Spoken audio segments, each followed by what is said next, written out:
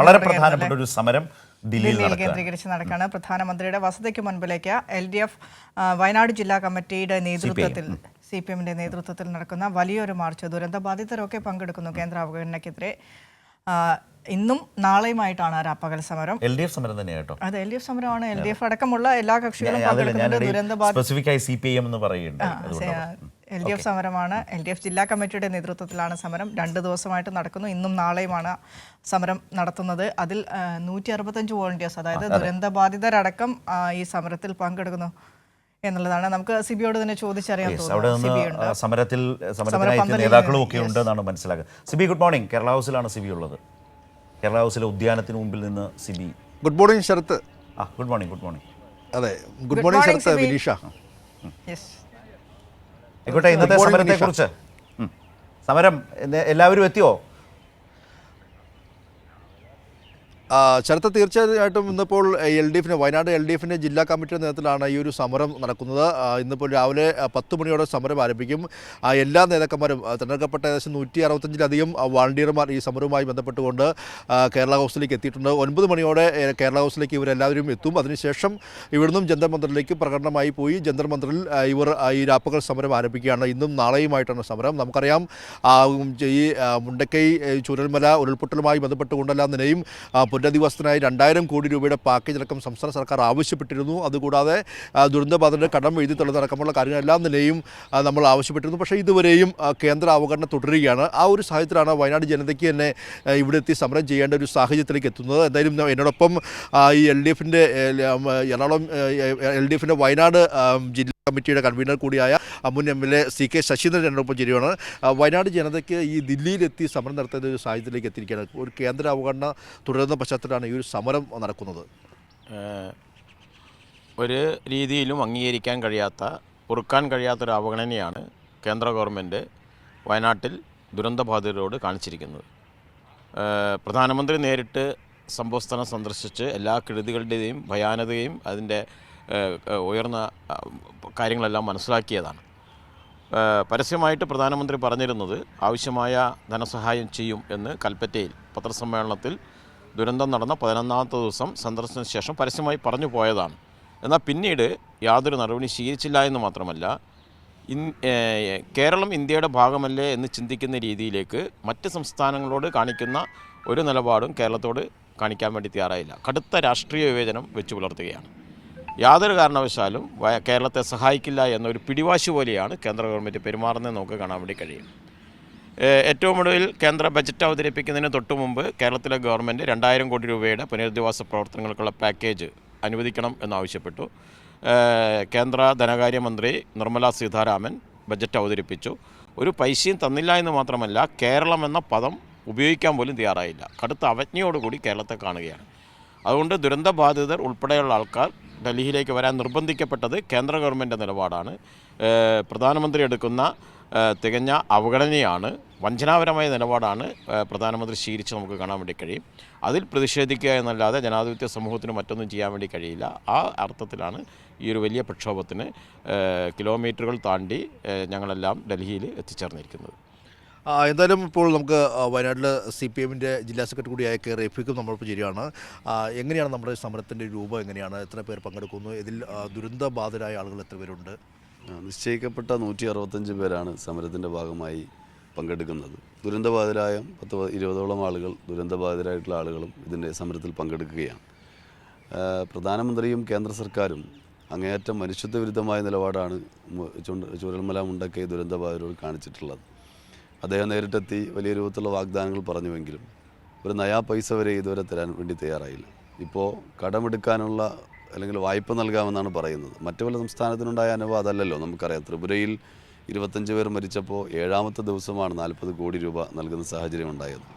ഇത് 7 മാസമാകുമ്പോഴും ഒരു പൈസ ഇവിടെ തന്നിട്ടില്ല. ആന്ധ്രയ്ക്കും തെലങ്കാനയ്ക്കും 3448 കോടിയാണ് കൊടുത്തത്. എന്നാൽ 300-ലധികം ആളുകൾ മരിച്ച ചൂരൽമല മുണ്ടക്കൈ ദുരന്തബാധിതർക്ക് ഒരു നയാ പൈസ പോലും നൽകാൻ തയ്യാറാവുന്നില്ല. മാത്രമല്ല, ദുരന്തബാധിതരെ കടങ്ങൾ എഴുതിത്തള്ളാൻ കേന്ദ്ര ഗവൺമെൻറ് ഒറ്റ തീരുമാനമെടുത്താൽ മതി. ദുരന്ത നിവാരണ നിയമം സെക്ഷൻ 13 പ്രകാരം ഒരു ഉത്തരവിറക്കിയാൽ എല്ലാ കടവും എഴുതിത്തള്ളാൻ വേണ്ടി കഴിയും. പക്ഷെ അതിനുപോലും തയ്യാറാവാത്ത നിലപാടാണ് സ്വീകരിക്കുന്നത്. മനുഷ്യത്വം തൊട്ടുതീണ്ടിയില്ലാത്ത നിലപാടാണ് സ്വീകരിക്കുന്നത്. ക്രൂരമായ സമീപനമാണ്. അതിന് പ്രതിഷേധിച്ചുകൊണ്ടാണ് ഇത്തരത്തിലുള്ള വലിയ പ്രക്ഷോഭത്തിലേക്ക് ഇടതുപക്ഷ ജനാധിപത്യ മുന്നണി നേതൃത്വത്തിൽ വയനാട്ടിലെ ജനങ്ങളുടെ ആത്മാഭിമാനം സംരക്ഷിക്കുന്നതിന് വേണ്ടിയുള്ള പോരാട്ടം എന്ന നിലയിലാണ് ഇത് സംഘടിപ്പിച്ചിട്ടുള്ളത്. ദുരന്തബാധിതർ ഉൾപ്പെടെ ഇതിൻ്റെ ഭാഗമായി പങ്കെടുക്കേണ്ടി വരിക എന്ന് പറയുന്നത് എത്രമാത്രം ഒരു രാജ്യത്തിന് ഒരു ഗവൺമെൻറ് എത്രമാത്രം ക്രൂരമാണ് എന്നതിൻ്റെ തെളിവായി മാറുകയാണ്. ഏറ്റവും കൂടുതലായി SDRFിൻ്റെ ഫണ്ടിൽ പ്രത്യേകമായി ധനസഹായത്തിൽ പോലും കേരളത്തെ പരിഗണിച്ചില്ല.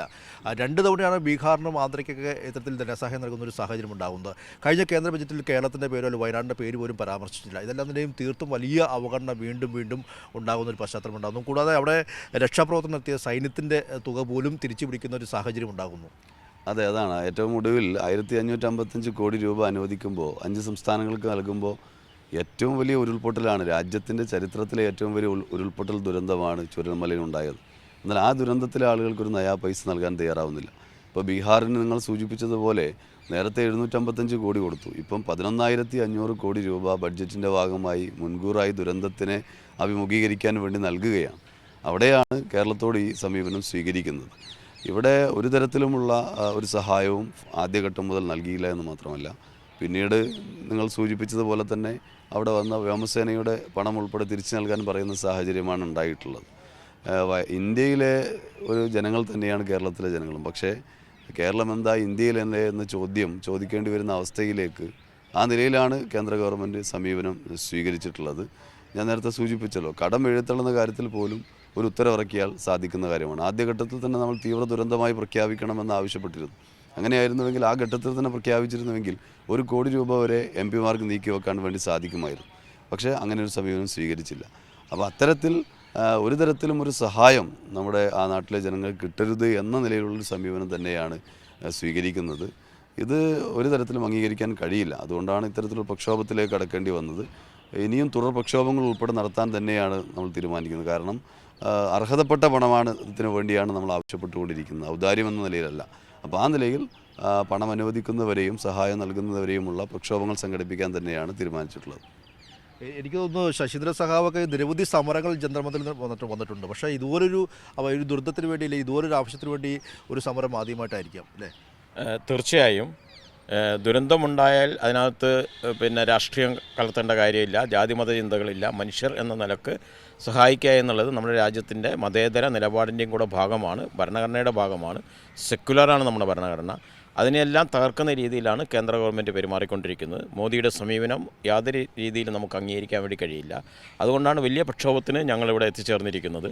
മാത്രമല്ല, ഈ പ്രക്ഷോഭം ഇന്നും നാളെയും ജന്തർ മന്ദിറിൽ അല്ലെങ്കിൽ ഡൽഹിയിൽ നടക്കുന്ന സമയത്ത് തന്നെ കേരളത്തിൽ കേന്ദ്രവിരുദ്ധ നിലപാടുകൾക്കെതിരെ പ്രതിഷേധിച്ചുകൊണ്ട് എല്ലാ ജില്ലാ കേന്ദ്രങ്ങളിലേക്കും 25-ാം തീയതി വലിയ പ്രക്ഷോഭം നടത്തുകയാണ്. ആ പ്രക്ഷോഭത്തിൽ ഒരു മുദ്രാവാക്യം മുണ്ടക്കൈ ദുരന്തവുമായി ബന്ധപ്പെട്ട് കേന്ദ്രം എടുക്കുന്ന സമീപനത്തിന് എതിരായിട്ടുള്ള അല്ലെങ്കിൽ അതിൽ അതിശക്തമായ പ്രതിഷേധം രേഖപ്പെടുത്തിക്കൊണ്ട് തന്നെയാണ് ആ സമരം അവിടെ നടക്കുന്നത്. ഈ സമരം ഞങ്ങളെ നിർബന്ധിക്കപ്പെട്ട സാഹചര്യത്തിലാണ്. ഇന്ത്യയിലെ പൗരന്മാരല്ല എന്ന രീതിയിൽ കേന്ദ്രം ഞങ്ങളോട് പെരുമാറുകയാണ്. അതിൽ പ്രതിഷേധിക്കുകയല്ലാതെ രാജ്യത്തിൻ്റെ ഐക്യത്തിന് വേണ്ടിയും രാജ്യത്തിൻ്റെ മതേതരത്വത്തിന് വേണ്ടിയും, ഇത് ദുരന്തബാധിതരുടെ പ്രശ്നങ്ങൾക്ക് പരിഹാരം കാണാൻ വേണ്ടി മാത്രമല്ല, ഒരു മതേതര സംസ്കാരം രാജ്യത്തിനാകെ ആവശ്യമാണ്. ഇന്ത്യയിലെ എല്ലാ പൗരന്മാരും ഒരുപോലെ കാണാനുള്ള മനസ്സ് കേന്ദ്ര ഗവൺമെൻറ് ഉണ്ടാകണം. അതിനും കൂടിയുള്ള പോരാട്ടമാണ്. തീർച്ചയായും അതുതന്നെയാണ് ശരത്ത്. കാരണം ഇന്നിപ്പോൾ നടക്കുന്ന സമരത്തിൽ നിരവധി പ്രമുഖർ, പ്രത്യേകിച്ച് doctor John Brittas MP, V Sivadasan MP അടക്കമുള്ളവർ, LDF നേതാക്കൾ, കിസാൻ സഭയുടെ ജനറൽ സെക്രട്ടറിയായ ബിജു കൃഷ്ണനാണ് ഈ സമരം ഉദ്ഘാടനം ചെയ്യുന്നത്. അങ്ങനെ എല്ലാ പ്രമുഖ നേതാക്കളും LDF MP-മാരും LDF-ൻ്റെ എല്ലാ പ്രവർത്തകരും, വയനാട്ടിലുള്ള പ്രവർത്തകർ അടക്കമെല്ലാം നിലയും ദുരന്തബാധിതരായ 8ഓളം ആളുകളും ഈ ഒരു സമരത്തിൽ പങ്കാളികളാകും എന്നുള്ളതാണ് ഇതിൽ ഏറ്റവും പ്രധാനപ്പെട്ട കാര്യം. രാവിലെ 10 മണിയോടെ ഈ സമരം ആരംഭിക്കുകയും ചെയ്യും. ശരത്ത്, ശരി.